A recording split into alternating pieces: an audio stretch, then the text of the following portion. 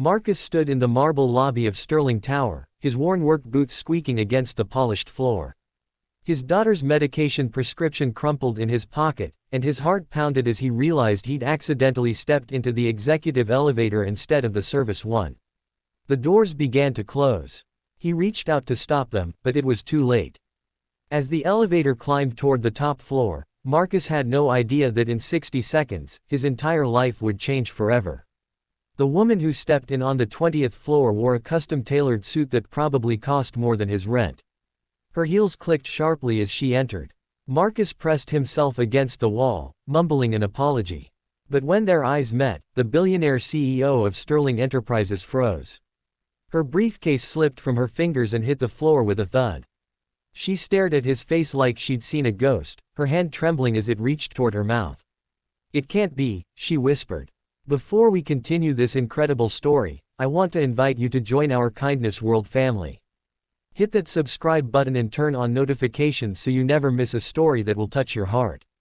Drop a like if you believe in the power of kindness, and leave a comment telling us about a time someone's compassion changed your day."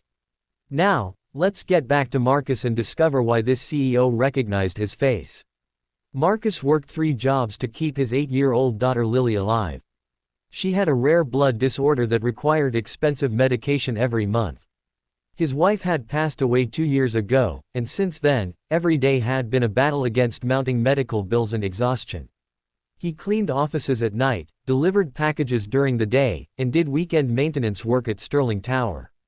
He never complained. Lily was his world, and her smile made every sacrifice worth it. That morning, he'd picked up an emergency shift replacing a sick colleague on the executive floors. He wasn't familiar with the building's layout up there.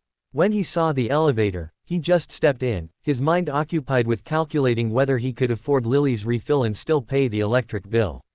He didn't notice the small sign that read, "Executive use only." Catherine Sterling hadn't expected her Tuesday to be anything but routine board meetings and contract negotiations. She'd built her late father's company into a global empire, earning respect and fear in equal measure. People called her the Ice Queen. She hadn't cried in public since her father's funeral 15 years ago. But when she looked at the janitor in her elevator, wearing a faded jacket with a name tag that read, Marcus, tears filled her eyes. "What's your full name?" she asked, her voice barely steady. Marcus looked confused and slightly afraid. Was he about to be fired for using the wrong elevator? "Marcus Chen, ma'am. I'm so sorry, I didn't mean to," she cut him off. "Chen. And your daughter, what's her name?" Now he was really confused. How did this woman know he had a daughter? "Lily. Her name is Lily, ma'am."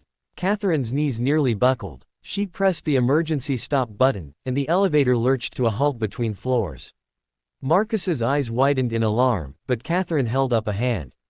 23 years ago, she began, her voice thick with emotion, "My father's car broke down on a rural highway during a snowstorm. He had a heart condition, and the cold was dangerous for him." A young couple stopped their beat-up truck.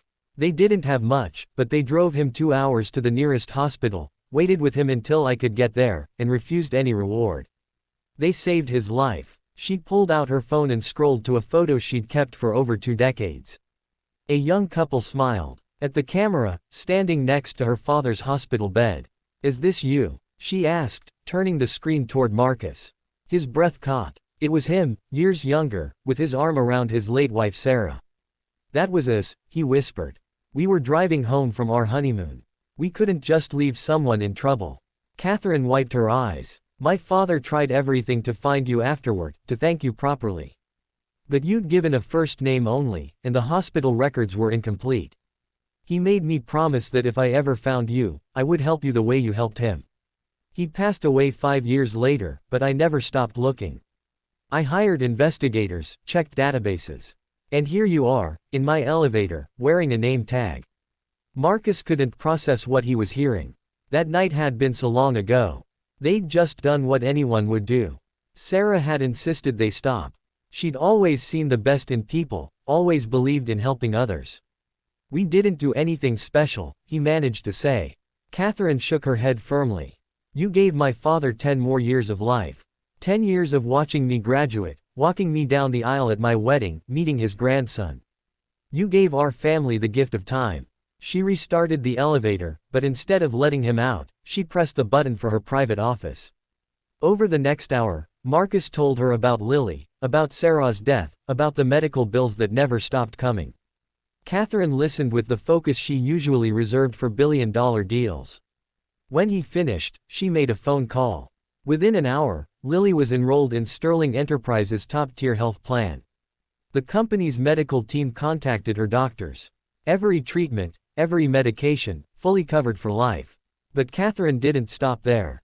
She offered Marcus a position in her corporate facilities management team with a salary that made his head spin. She set up a college fund for Lily. When Marcus tried to protest, overwhelmed by the generosity, Catherine took his hand. My father taught me that kindness creates ripples we can't always see. You and Sarah threw a stone into the water 23 years ago. This is just the ripple coming back to shore. That evening, Marcus picked up Lily from his neighbor's apartment and held her tight. He told her about the miracle that happened in an elevator, about how a simple act of kindness from years ago had come back to save them. Lily looked up at him with her mother's eyes and said, "Mama always said helping people was like planting seeds. Sometimes they grow into big trees. The truth is, we never know when our kindness will matter. We never know whose life we might change with a simple act of compassion." Marcus and Sarah didn't stop for a reward. Catherine didn't have to search for 23 years. But kindness connected them across time, proving that goodness never goes to waste. It might take an elevator ride, a chance meeting, or a moment of recognition, but love and compassion always find their way home. So today, be kind. Help someone. Plant a seed. You never know when you might be changing someone's entire world.